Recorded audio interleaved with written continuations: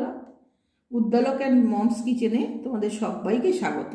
আজকে চলে এলাম একটা রেসিপি নিয়ে, যেটার একটু বদনাম আছে যে তিতকুটে হয়, যেমন মেথি পরোটা। আমি তোমাদের আজকে এমনভাবে দেখাবো যে তিতকুটে তো লাগবেই না, খুবই টেস্টি লাগবে। একবার এইভাবে বানিয়ে দেখো। তার জন্য আমি নিয়েছি, দেখো এখানে কুচি করে নিয়েছি মেথি শাক 1 কাপ মতো, 1/2 কাপ মতো নিয়েছি পালং শাক, খুবই কুচি করে নিতে হবে। আর কিছুটা নিয়েছি আদা গ্রেট করা, একটা ছোট সাইজের আলুকে আমি সিদ্ধ করে ম্যাশ করে নিয়েছি। এবার দেখতে থাকো আমি এর মধ্যে কি দিয়ে আমি আটাটা মাখি। আমি আটা নিয়েছি এখানে 300 গ্রাম, কেমন, এই দেখো 300 গ্রাম নিয়েছি। এবার আমি আটাটা মাখবো। তোমরা এটা ময়দা দিয়েও করতে পারো, কিন্তু আমি এটা আটা দিয়ে করছি, একটু হেলদি করব বলে, ঠিক আছে?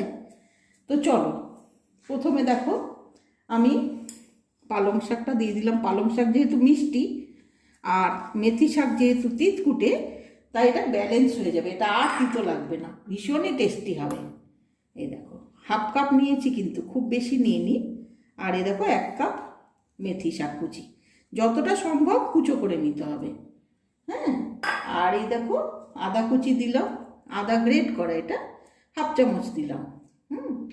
এবার আমি দেবো এই আলুটা দিচ্ছি, তার কারণ হচ্ছে আমি যেহেতু এতে ময়ান দেব না, অতিরিক্ত তেল হয়ে যাবে বলে আমি এটা আলুটা দিলাম, যাতে সফট হয় পরোটাটা। আচ্ছা, এবার এর মধ্যে আমি আরও জিনিস দিচ্ছি প্রয়োজন অনুসারে, মানে যতটুকু লাগবে সেইটুকুই। এখানে নুন দিলাম, খুব বেশি নুন দিলাম না, যেটুকু লাগবে। আর দেব আমি চিনি, দেখো আমি একটুখানি দেবো, জাস্ট টেস্টটাকে এনহ্যান্স করার জন্য।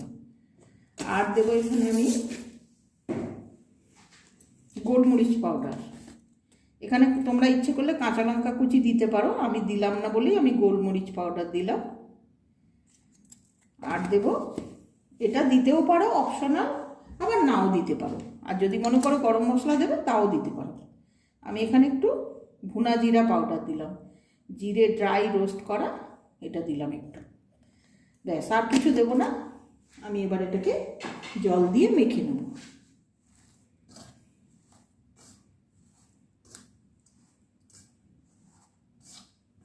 দেখো কিভাবে, আমি কিন্তু এতে ময়ান দিইনি, কিন্তু এটা একদম সফট হবে, ভীষণ সুন্দর হয় এই পরোটাটা, যেমন টেস্টি হয় তেমন হেলদি।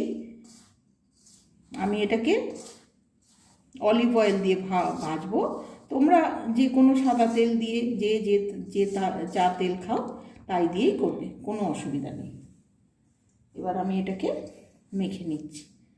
এইভাবে একবার বানিয়ে দেখো, যেমন হেলদি হবে তেমনি টেস্টিও। অল্প অল্প করে জল দিয়ে এটাকে মেখে নেব। এই দেখো আমার আটাটা মাখা হয়ে গেছে। এটাকে আমি জাস্ট 10 মিনিট রেখে দেবো, একটু সেট হওয়ার জন্য। 10 মিনিট চাপা দিয়ে রেখে দেবো, তারপর আমি দেখাচ্ছি। বন্ধুরা, এই দেখো আমি 15 মিনিট পর ফিরে এলাম। এবার এটাকে হাতে একটু তেল নিয়ে লেচি কেটে নেব। এটাকে পরোটা হিসাবে না করে রুটি হিসাবেও খাওয়া যায়, আলুর দম দিয়ে, কষা মাংস দিয়ে, খুবই ভালো লাগবে। যে যেরকম সাইজ খাবে সে সেরকম বানাবে, বড়ও বানাতে পারো, এর চেয়ে ছোটও বানাতে পারো, কোনো অসুবিধা নেই।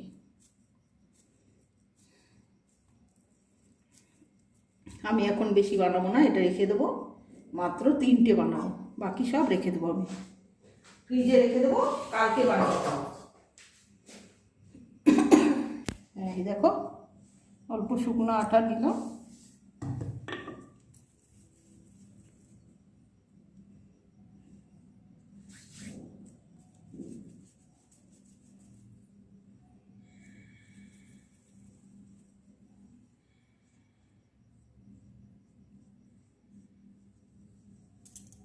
এই দেখো। এবার এটা হালকা হাতে বেলে নিতে হবে।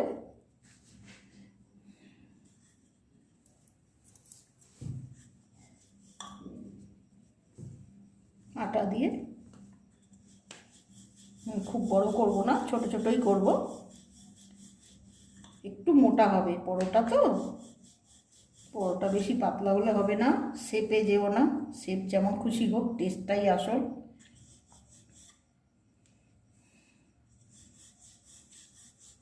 একটুখানি এদিক ওদিক হলে কিচ্ছু যাবে আসবে না। ছোট ছোট পরোটা হবে, আমি ছোট ছোটই করেছি, তোমরা ইচ্ছে করলে বড়ও করতে পারো, কোনো অসুবিধা নেই, টেস্টে কোনো ফারাক আসবে না। এটা তোমরা ময়দা দিয়েও করতে পারো, ইচ্ছে করলে আটা ময়দা মিশিয়েও করতে পারো, খুবই টেস্টি হয়, একবার বানিয়ে দেখো। মেথি পরোটাও খাবে, অথচ তিতেও লাগবে না, দারুণ হবে ব্যাপারটা।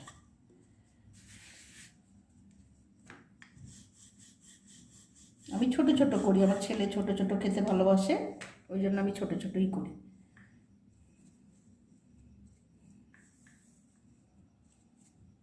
ব্যাস বেলে নিলাম, হয়ে গেল।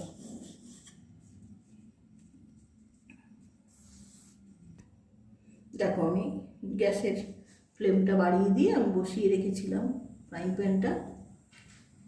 হ্যাঁ,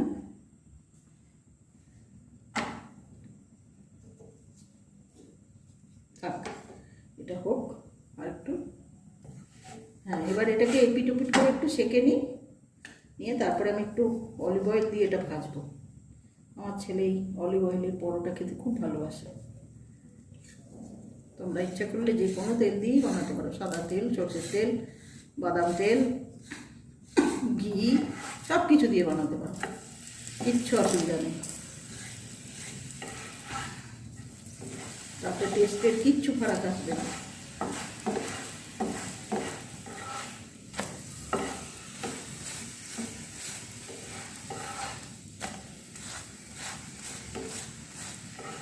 মেথি পরোটা এইভাবে বানিয়ে খেয়ে দেখবে, সাধারণ মেথি পরোটার চেয়ে 10 গুণ টেস্টি লাগবে।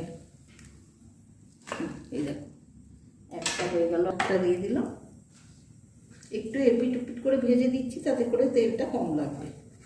কাঁচাতে দিলে তেলটা অনেক বেশি লাগবে তো, সেই জন্য একটুখানি এপিট ওপিট করে তারপর তেলটা দেবে।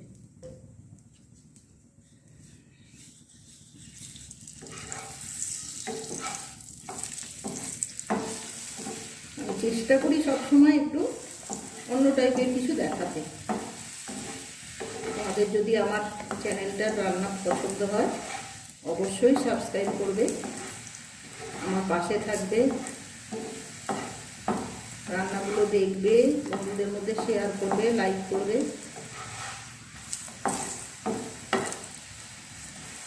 পুরনো বন্ধুরা যারা আছো তারা তো আছোই, নতুন বন্ধুদের বলছি তোমরাও দেখবে।